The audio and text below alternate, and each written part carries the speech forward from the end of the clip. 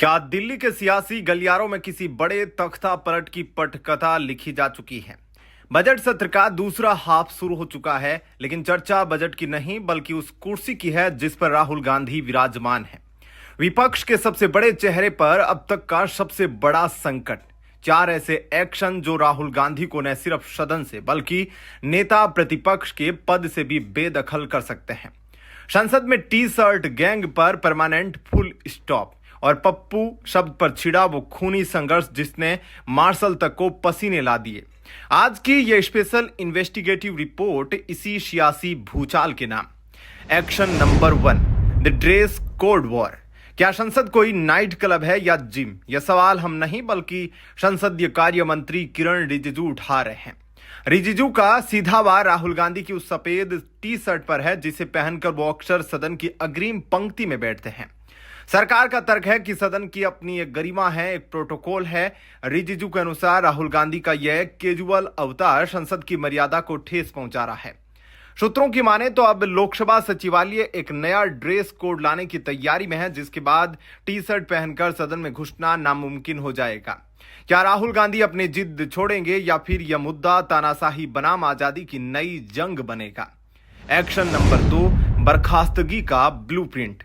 भाजपा सांसद निशिकांत दुबे ने जो सब्सटेंटिव मोशन पेश किया है वो कोई मामूली कागज का टुकड़ा नहीं, यह राहुल गांधी की लीडरशिप पर सीधा प्रहार है। किरण रिजिजू ने साफ कर दिया कि नेता प्रतिपक्ष की भूमिका सिर्फ विरोध करना नहीं बल्कि जिम्मेदारी निभाना भी है।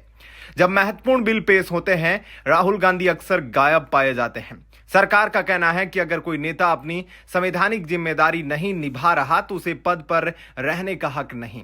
एनडीए के पास प्रचंड बहुमत है। अगर यह मोशन वोटिंग तक पहुंचा तो क्या राहुल गांधी अपनी कुर्सी बचा पाएंगे या फिर नेता प्रतिपक्ष का पद इतिहास बन जाएगा? एक्शन नंबर 3, पप्पू शब्द की आग और मारपीट। संसद की गरिमा तब तार-तार हो गई जब भाजपा सांसदों ने राहुल गांधी के व्यवहार को पप्पू जैसा करार दिया। यह सिर्फ एक शब्द नहीं बल्कि एक चिंगारी साबित हुई। जम्मू कश्मीर असेंबली से लेकर दिल्ली तक कांग्रेस समर्थकों और भाजपा कार्यकर्ताओं के बीच ऐसी झड़पें हुई कि मार्शल को बीच बचाव करना पड़ा। भाजपा का आरोप है कि राहुल गांधी की अपरिपक्वता उनके समर्थकों को हिंसक बना रही है। उधर ईरान के खमनई के पक्ष में लगे नारे और इजराइल विरोधी प्रदर्शनों ने आग में घी का काम किया है। क्या राहुल गांधी अपनी पार्टी को अराजकता की ओर ले जा रहे हैं? क्या यह पप्पू अटैक उनकी छवि को पूरी तरह ध्वस्त करने का प्लान है?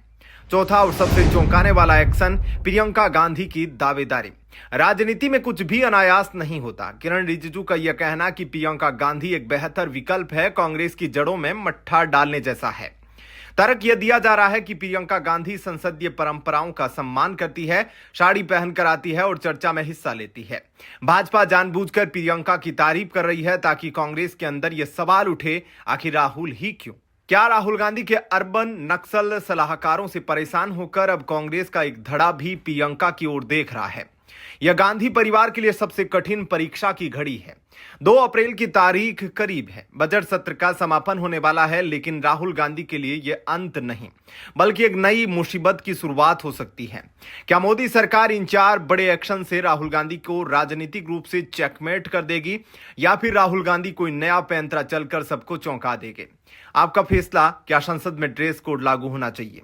क्या पप्पू कहना सही है और क्या प्रियंका गांधी को अब कमान संभाल लेनी चाहिए? अपनी राय कमेंट्स में जरूर लिखें। इस वीडियो को इतना शेयर करें कि सच हर घर तक पहुंचे। सब्सक्राइब करना न भूलें। जय हिंद।